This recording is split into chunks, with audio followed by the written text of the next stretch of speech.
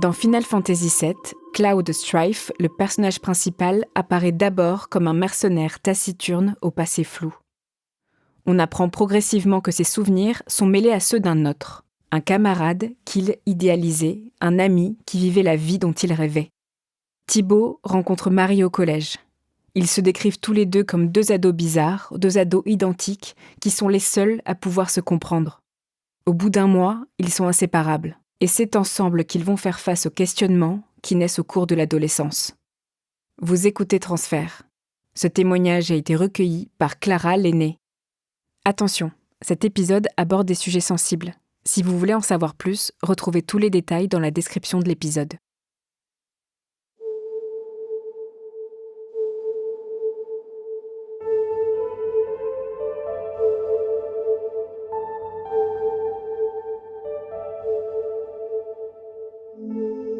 Dans l'enfance, de manière générale, je sais pas trop qui je suis et en même temps, je sais pas comment m'exprimer, quoi ressentir, comment me positionner vis-à-vis de la société, de ma famille, de tout ce qui peut m'entourer parce que je ne sais pas moi-même me positionner envers moi. Donc je suis un enfant qui a des sacrés problèmes avec ses émotions. Je sais pas les cerner, les comprendre encore moins, donc les exprimer, c'est impossible. C'est tout ou rien. C'est soit le mur du silence, soit la tempête qui explose. Il y a un tournant où je dirais que ça vient s'ajouter déjà à ces difficultés-là. D'abord un accident de judo qui me pousse dans un fauteuil roulant pour 3 ans. Et dans la foulée, tout s'enchaîne en quelques mois, voire 1 an de temps. On perd plusieurs personnes par décès de ma famille. Je développe des troubles du comportement alimentaire. Mon père a des problèmes de santé au point de faire un accident vasculaire cérébral.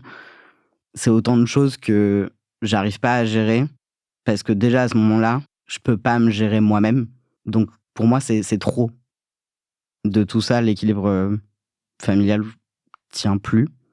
Il y a plus rien qui fonctionne réellement. Il y a encore moins de communication qu'avant. Et il y a surtout un mal-être qui grandit de mon côté et qui est désormais visible. Donc la décision est prise de me placer à l'aide sociale à l'enfance, d'abord en mesure de protection et ensuite en placement.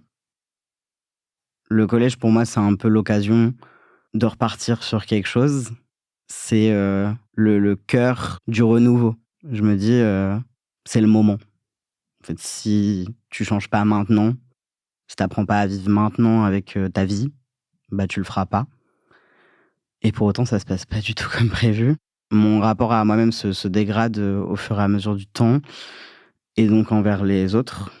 Il y a beaucoup de harcèlement scolaire, beaucoup de difficultés relationnelles au point de me mettre en difficulté, que ce soit au collège, au foyer, mais avec tout le monde en fait. Il y a personne vraiment qui y échappe, comme si j'avais besoin d'extérioriser mon mal-être, pas en rendant mal les gens, mais en leur transmettant ça pour me décharger. Donc il y a une décision qui est prise de me changer de foyer et de me changer de collège pour essayer de changer tout mon environnement et qu'on reparte un peu à zéro. L'arrivée dans le nouveau foyer, elle se fait la veille de la rentrée. J'ai envie de repartir sur des bonnes bases et lundi, c'est un peu la claque. Ça retourne dans un environnement scolaire où il faut que je reparte de zéro, mais il y a trop de monde, il y a trop de clans, il y a trop de relations sociales que les gens ont l'air de super bien gérer. Et je sais que je serai pas à la hauteur dès ce moment-là. Et en même temps, je me sens pas seule parce que je croise le regard de Thibaut qui est, ou en tout cas qui semble aussi perdu que moi. Donc c'est un peu le début de la rencontre de se dire bon t'as l'air perdu, je le suis aussi. Autant qu'on y aille à 2 et qu'on le soit à 2. Et c'est là que je tilte. On s'est vu ce week-end. En fait, il est au même foyer que moi. C'est comme ça qu'on commence à se rapprocher. On se rapproche assez rapidement, justement soudés par ce mal-être qui crève un peu les yeux, autant chez lui que chez moi. Pourtant, au foyer, c'est pas ce qui manque. Des gens qui vont pas bien et qui puent la dépression. Et c'est un peu comme si, on rencontrait, un coup de foudre amical avec qui on peut parler pendant des heures et raconter nos vies, de la couleur préférée et des vêtements et de la boisson qu'on préfère boire à, nos traumatismes, ce qui fait qu'on est là. C'est un sujet qui est quand même très peu abordé dans les foyers des raisons pour lesquelles on est là, parce qu'on n'a pas envie. On s'offre mutuellement un espace qu'on n'avait pas jusqu'alors. Donc on passe un peu du coq à l'âne sur toutes nos discussions et n'importe quoi peut nous faire, partir dans des conversations extrêmement intimes et après, faire un débrief des cours, sortir des ragots sur, les gens du collège parce que, on est un peu les 2 seuls à qui on peut se les partager. Donc c'est comme ça que commence réellement notre relation avec Thibaut. Au collège, on détonne.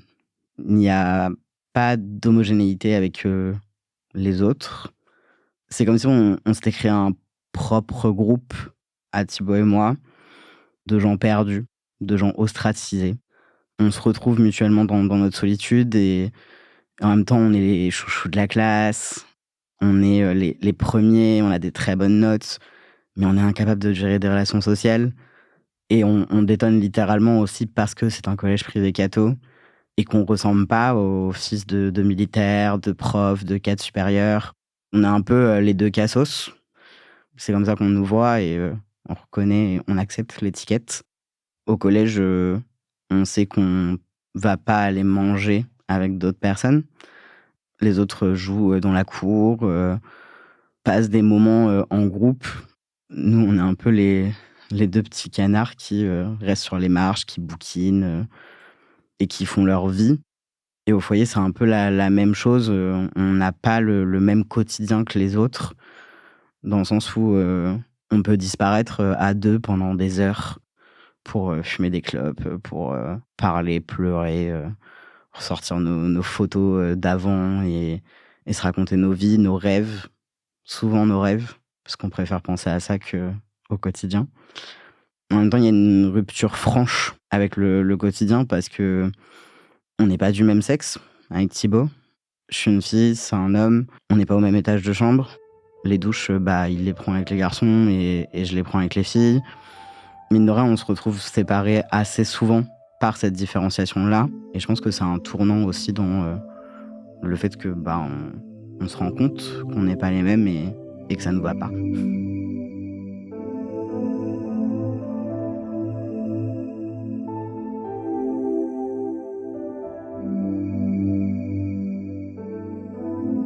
Noël à l'ASE, c'est toujours très compliqué. Il y en a qui rentrent dans leur famille, il y en a qui peuvent pas et peu importe pour qui, c'est ce moment où on se rend compte qu'on n'est pas comme les autres enfants.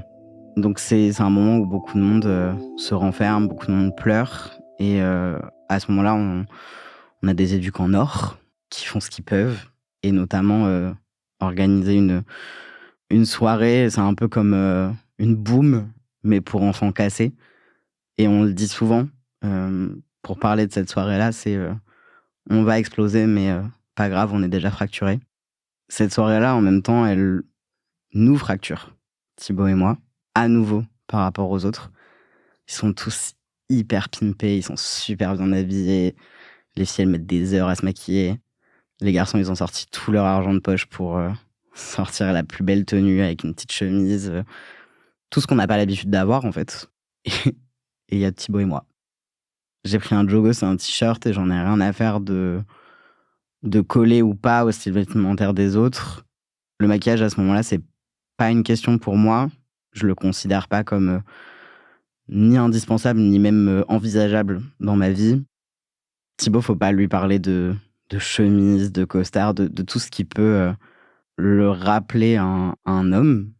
Donc on est à l'écart, une nouvelle fois.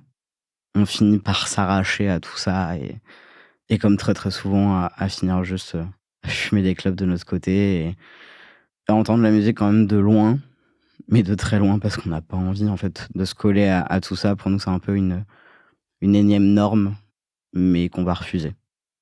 Ce soir-là, c'est un peu la première discussion concrète qu'on a sur, qui on est et surtout sur, comment on se sent. Je pense que c'est ce maquillage, ces chemises, C'est cet apogée de caractéristiques très spécifiques à notre sexe qui nous saute aux yeux en se disant: «Mais en fait, moi, ça me va pas» et on passe des heures à parler de ça, à se dire: «Mais moi, j'ai la pomme d'Adam qui pousse, je comprends pas le principe des cheveux longs, j'aimerais trop avoir, ta tignasse à toi». Donc de là, on est un peu, dans la dynamique de, on a mis des premiers mots, mais il faut qu'on trouve la vraie réponse. Il faut qu'on aille plus loin, il faut qu'on creuse, il faut qu'on s'auto-diagnostique, un peu comme avec une maladie, c'est ça le problème, en fait. Et en même temps, on n'est pas du tout dans la même dynamique. Moi, j'ai peur. J'ai peur de voir où on va et lui, il y va. On se met chacun à faire des recherches, mais moi, j'ai besoin de pas les faire seul. Lui passe son temps à ça. Il trouve un ordi, un téléphone, c'est se consacrer à savoir qui on est et surtout ce qu'on est. Parce qu'à ce moment-là, on pense vraiment, en fait, on est malade. C'est un peu comme les premières discussions qu'on a ensemble sur, ce qui nous va pas dans notre corps. Moi, c'est plus, bah, c'est quoi les règles? À quoi elles servent? Pourquoi on a des règles? C'est quoi la différence entre une fille et un garçon? Pourquoi il y a une différence qui existe? Comment, accepter ses seins? En tout cas, moi, c'est les questions que j'écris et Thibaut fait à peu près la même chose avec, ça sert à quoi un pénis? Pourquoi il pousse? Pourquoi la pomme d'Adam, elle se voit autant? Comment la cacher? Comment faire en sorte d'avoir plus de cheveux? Et moi, est-ce qu'on peut enlever les cheveux à une fille? Est-ce qu'une fille avec les cheveux courts, ça existe? On essaye vraiment de se dire, bah, si ce que j'ai ne me va pas, peut-être que ce que tu as à toi m'irait. Depuis Noël, on cherche. On trouve tous les moyens pour avoir du temps et chercher. Moi, jamais seul, lui très souvent. On se fait un peu des débriefs, de temps en temps, des petits points d'étape de, «Mais tu trouvé une solution?» Bon, généralement, c'est non. Et c'est à la fin de l'année scolaire où on sait que les vacances vont arriver. C'est la première fois qu'on va être séparés aussi longtemps, parce que moi, je rentre dans ma famille et il vient me voir, mais il a une surprise à m'annoncer, quoi. Il a un truc, c'est le moment. Il m'explique le mot qui pourrait nous définir, c'est transsexuel. On est en 2015, c'est le mot qu'on utilise pour, qualifier les personnes qui se retrouvent pas dans leur sexe de naissance et c'est le début de quelque chose en se disant: «On a un mot sur ce qu'on est, mais maintenant ça change quoi?» Après cette discussion-là, il y a l'idée qu'on a un mot pour se définir, mais on rentre dans 2 dynamiques différentes. Moi, je suis pas du tout prête à l'entendre. J'ai trop peur. Je sais pas quoi en faire. Et lui, au contraire, il saute les 2 pieds dedans. Il se dit: «Bah, en fait, si c'est l'occasion d'aller mieux, bah, autant tenter». Il me demande de le genrer, au féminin. C'est une gymnastique. C'est contre-intuitif, mais on essaye. On essaye parce que si ça peut te faire aller mieux, bah, autant tout mettre en place. Et en même temps, il y a ce truc de, si je vois que ça la rend mieux, peut-être que ça ira mieux pour moi aussi si je le fais après. Cette discussion, elle intervient, un tout petit peu avant les vacances d'été. Donc c'est le début de la gymnastique de la genrer au féminin et en même temps, je prends pas la même décision parce que j'ai d'autres chats à fouetter. Moi, je suis en relation avec une fille, depuis plusieurs mois et vient le moment, du fait de la relation à distance, d'en parler à mes parents. Je m'attends pas à une super réaction de leur part et je fais bien, parce que c'est difficile pour eux de l'accepter, de le concevoir et à l'image de mon caractère depuis l'enfance, j'ai très peu de patience sur le sujet. Je l'impose, je le pose sur la table et vous l'acceptez, c'est bien, vous l'acceptez pas, c'est la même chose. Et j'ai même pas cette soupape de me dire: «Je vais parler à Thibaut parce qu'on n'est pas doué pour maintenir des relations, par message, parce qu'on n'est pas du tout dans la même dynamique où moi je suis rentré dans ma famille et Thibaut est toujours au foyer».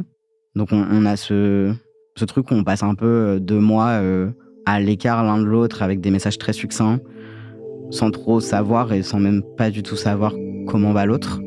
Mais ça ne nous étonne pas dans notre relation. Mais on n'est pas là, l'un pour l'autre.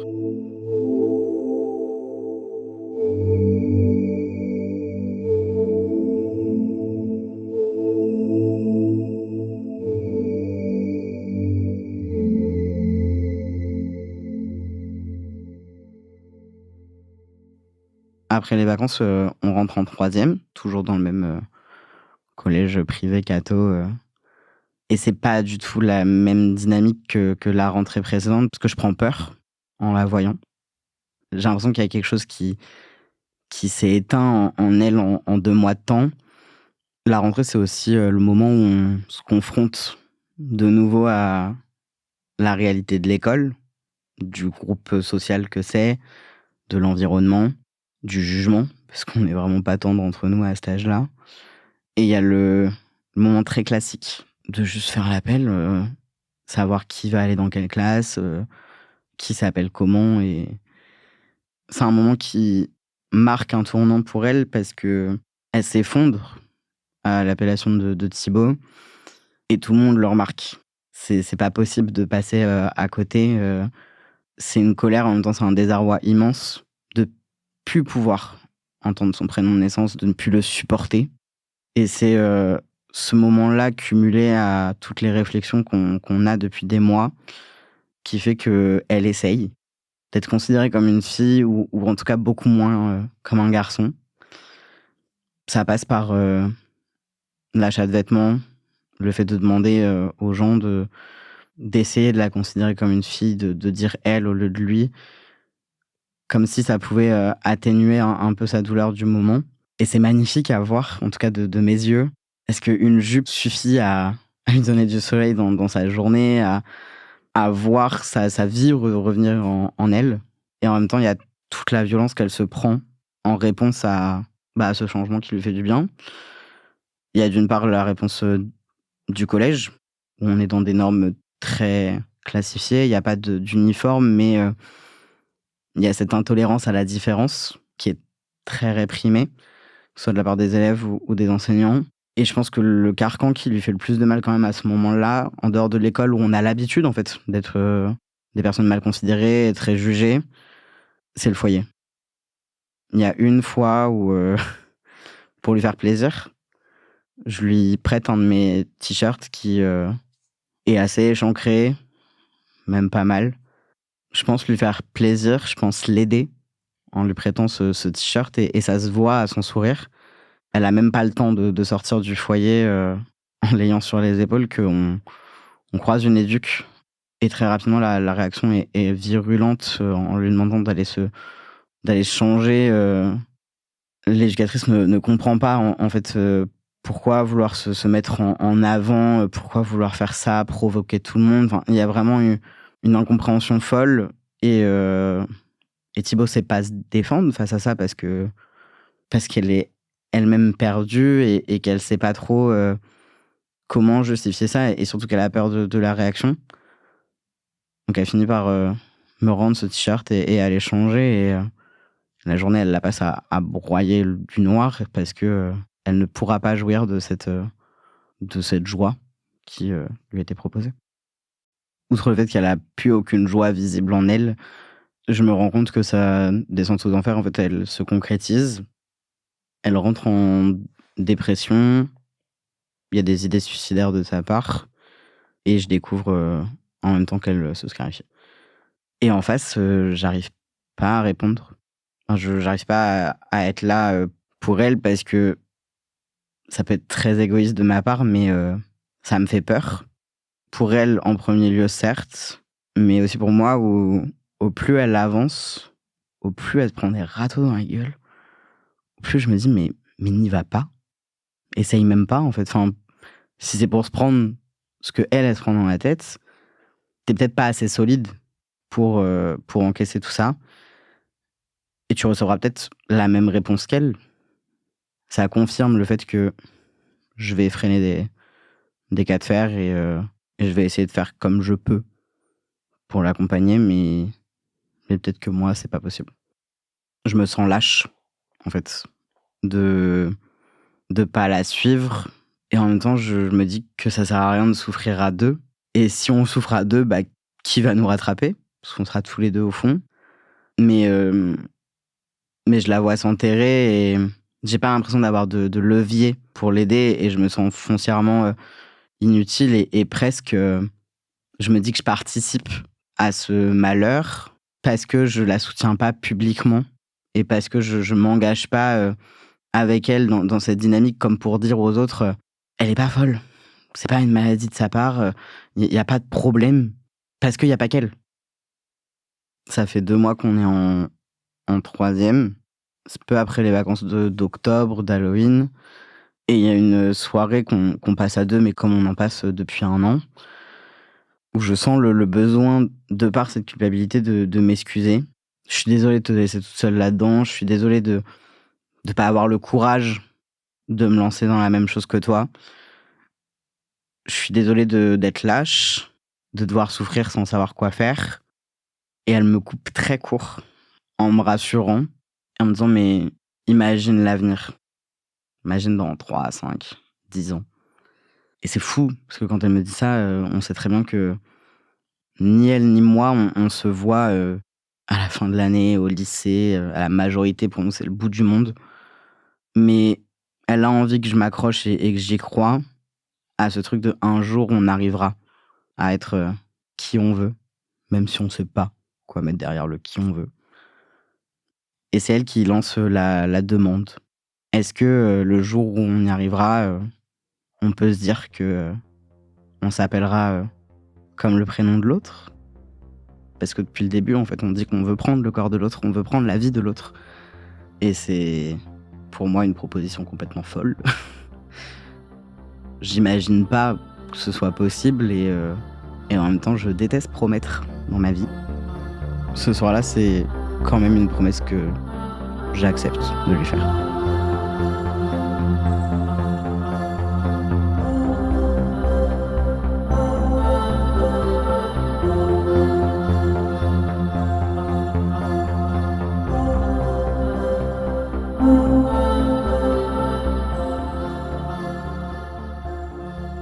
Quelques semaines plus tard, on est le 20 novembre et j'apprends qu'elle a fugué, ce qui est très classique pour un enfant de foyer et ce qui n'arrête pas de faire tourner le monde.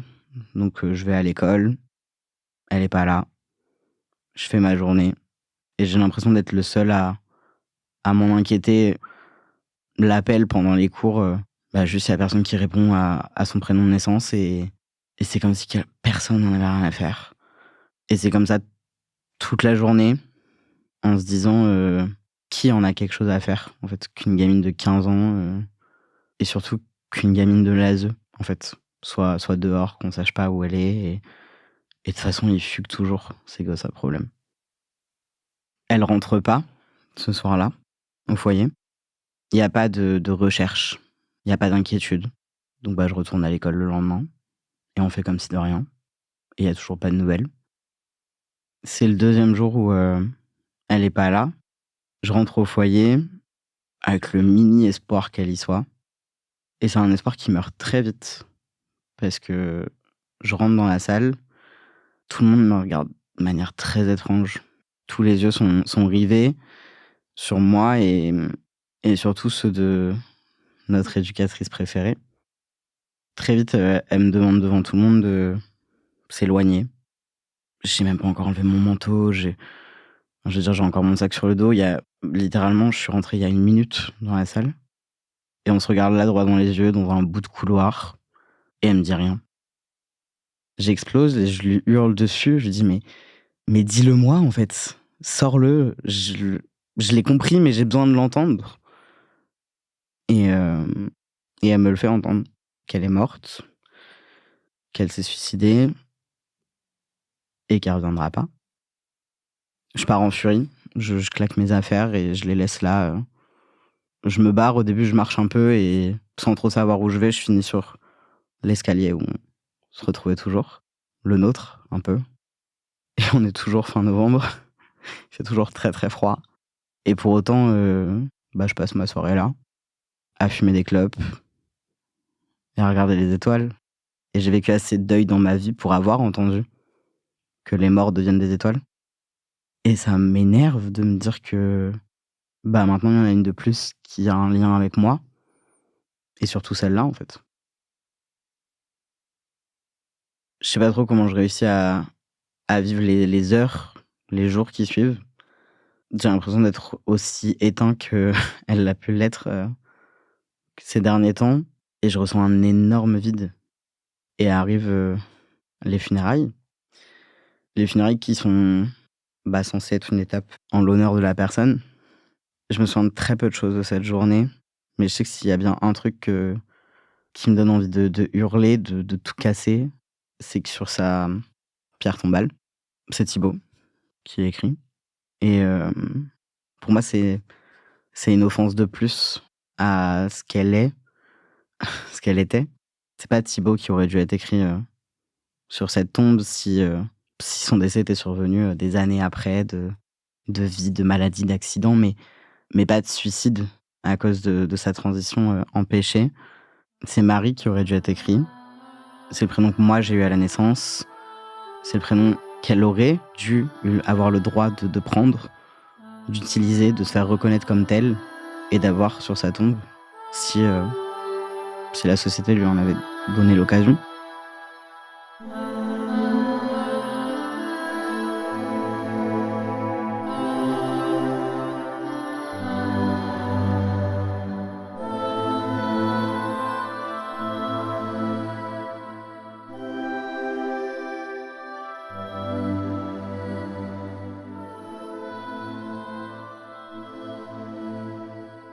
Dans les mois qui suivent, il y a pas, d'accompagnement.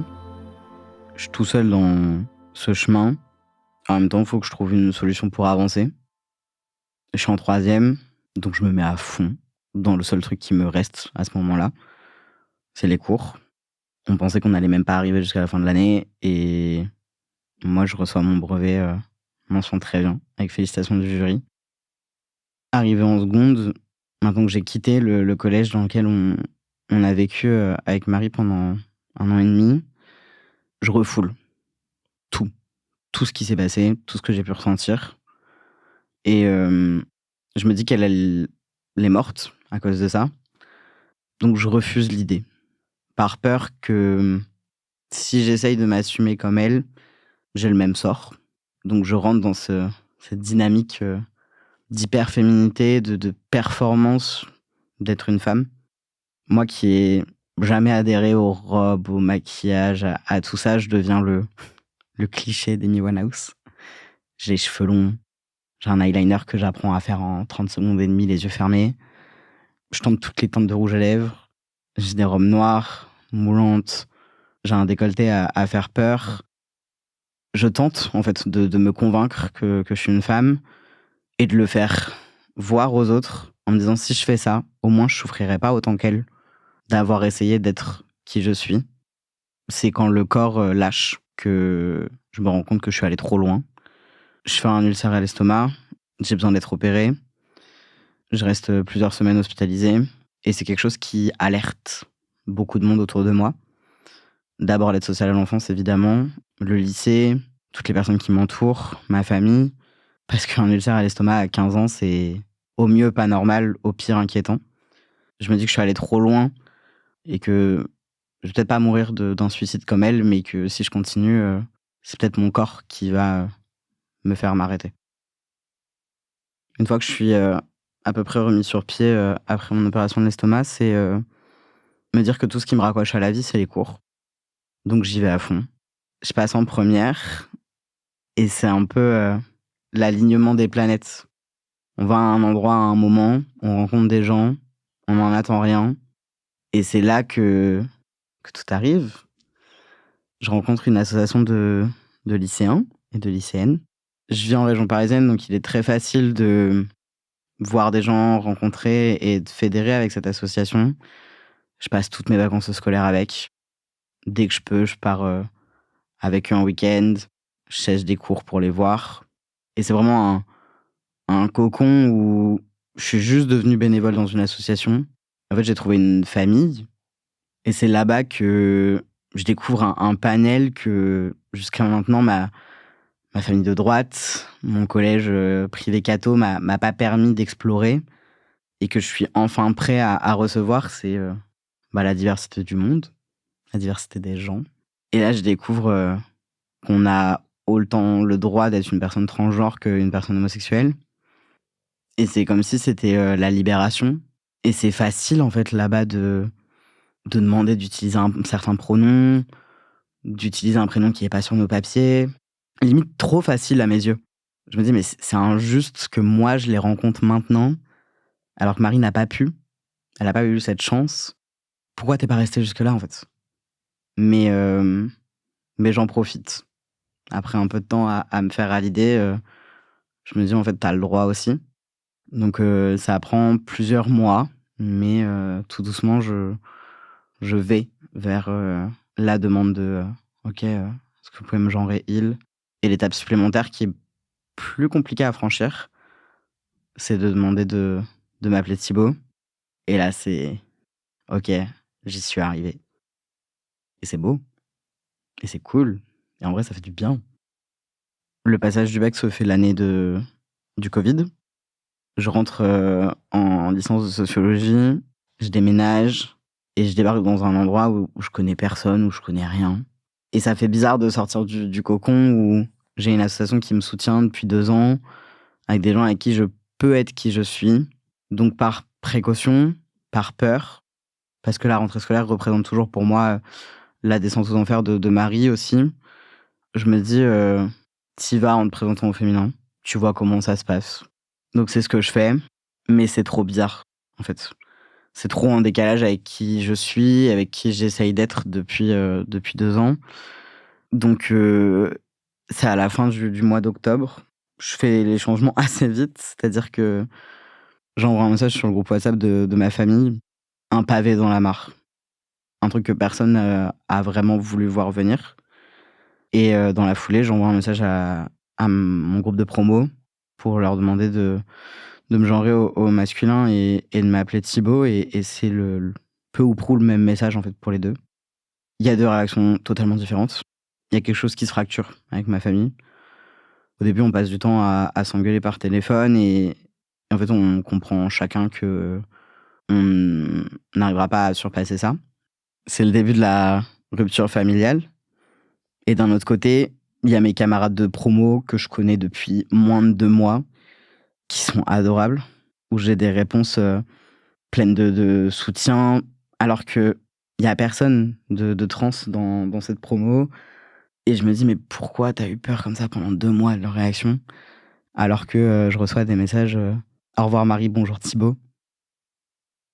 Et il y a forcément quelques personnes, alors malveillantes ou qui connaissent pas, qui vont, continuer à utiliser, Marie, qui vont continuer à me parler au féminin, mais ça fait pas le poids, en fait. Ça fait pas le poids face, aux personnes qui acceptent, qui m'accueillent et face à l'idée que, ça y est, je peux être, qui je veux dans mes études, mais pas dans ma famille. À la fin de ma deuxième année de licence, je ne peux plus me voir Marie sur des papiers. Je peux plus aller à un rendez-vous médical en l'entendant, c'est plus possible. Et il y a aussi cette part de moi qui me dit: «Mais en fait, c'est pas ton prénom, c'est le sien». Donc je fais ma demande de changement de prénom à l'état civil et j'ai une, chance assez conséquente à ce moment-là, c'est que j'ai la réponse très rapidement. Donc à l'été 2022, je viens, officiellement, Thibaut, sur mes papiers, au niveau de la loi, sur mon permis, ma carte d'identité, ma carte étudiante, tout ce qui peut définir une personne, aux yeux de la société, qui me reconnaît enfin avec le bon prénom. Et dans cette, dynamique-là, j'ai pas envie de m'arrêter. Donc je commence la testostérone en novembre 2022 en me disant, «Maintenant que le prénom suit, que la sphère sociale suit, faut que le physique, bouge aussi, même si, c'est effrayant». C'est pas évident la prise de testostérone parce que ça me remet dans la tête, les troubles du comportement alimentaire et il y a ce truc où, je me dis: «OK, c'est le début de quelque chose». C'est, ton corps commence à changer, tu te rapproches de ton idéal. J'aurais voulu que Marie voie ça et en même temps, j'ai l'espoir de me dire: «Peut-être que mon physique va commencer à ressembler au sien, que je vais la retrouver pas que dans ma tête, mais aussi sur moi». Pas au point d'avoir la pomme d'Adam, mais au moins, de me dire: «OK, en vrai, je commence peut-être à avoir la barbe qu'elle, elle avait ou à être considéré comme un homme, au moins». Pendant ma dernière année de licence, mes parents reviennent vers moi. Ça fait 2 ans qu'on se parle pas et ils font un pas, très inattendu. Je l'espérais plus tant et je pense qu'ils ont compris que s'ils revenaient pas vers moi, ils me perdraient. Donc on essaye de renouer des liens tout doucement. On a chacun mis de l'eau dans son vin et on y va, pas à pas et je leur dis le changement de prénom et pour autant, c'est comme si ils me posent déjà tellement de questions qu'ils osent pas m'interroger sur le prénom. Donc ils ne me demandent pas d'où vient Thibaut, d'où vient ce choix, d'où vient cette envie et j'ai pas envie de leur dire. J'ai pas envie de provoquer le sujet parce que, j'ai envie de garder ça pour moi. J'ai envie de garder ça, entre elle et moi et c'est un sujet que j'aborde pas même auprès des gens auprès de qui je me présente. L'histoire de mon prénom, j'en parle que dans 2 endroits. Les soirées, un peu, confidences, alcoolisées, avec des gens plus ou moins proches et le moment, le plus important pour moi, où je parle d'elle, c'est, le 20 novembre, le jour du souvenir trans, qui, est une journée internationale pour se souvenir des personnes trans, alors décédées par suicide, assassinées ou, mortes par overdose. Parce qu'on considère que c'est, des morts qui sont, dues à la transphobie sociétale et qui sont systémiques à travers le monde et pas que en France. C'est, une journée où il y a des rassemblements partout, dans les grandes villes en tout cas. Moi, c'est un événement que je loupe pas, jamais, sous aucun prétexte. Parce que c'est aussi la seule journée où les gens autour de moi, comprennent ce que je ressens. Et pour autant, c'est pas ça qui me donne le sourire, de parler d'elle, même si j'adorerais. Parce que c'est un enchaînement de jours compliqués à la fin novembre. La journée du souvenir trans, c'est le 20 novembre. C'est le jour où elle a fugué. Elle s'est suicidée le 21 novembre. Donc c'est littéralement 2 jours où j'existe pas, où j'existe que par son prisme, où mes seules pensées vont pour elle et en même temps une période où quiconque, sait à peu près, cerner mes émotions, voit que je suis au fond de mes baskets et que je suis au fond du trou et qu'en termes d'émotions, je suis soit trop intense, soit éteint pour éviter de me confronter à tout ça. Aujourd'hui, j'ai 23 ans. En novembre 2025, ça a fait 10 ans que Marie s'est suicidée. Je suis quelqu'un qui va beaucoup mieux. Je pense que j'ai découvert le principe du bonheur, de la joie, du sourire, de tout ce qu'on devrait, avoir dans l'innocence de notre enfance. Je vis beaucoup par procuration, pour elle. Chaque, avancée que j'ai dans ma vie, chaque réussite, chaque, accomplissement, chaque nouveau travail, chaque, tout en fait. Tout ce qui peut avoir du bonheur pour moi, c'est pour elle. C'est tout ce qu'elle a pas pu vivre où j'essaye de le vivre pour 2. Où je me dis, fais comme si elle était, sur ton épaule, derrière toi, et elle est là. Elle est d'autant plus là que, j'ai grandi depuis mon coming out il y a quasiment 6 ans et depuis sa mort. Mon changement de prénom, à l'état civil est fait. J'ai commencé la testostérone et je dépose mon dossier de changement de sexe à l'état civil pour être enfin reconnu comme un homme sur mes papiers. C'est chiant, c'est long, c'est lourd, c'est un peu inhumain, mais ça sera beau.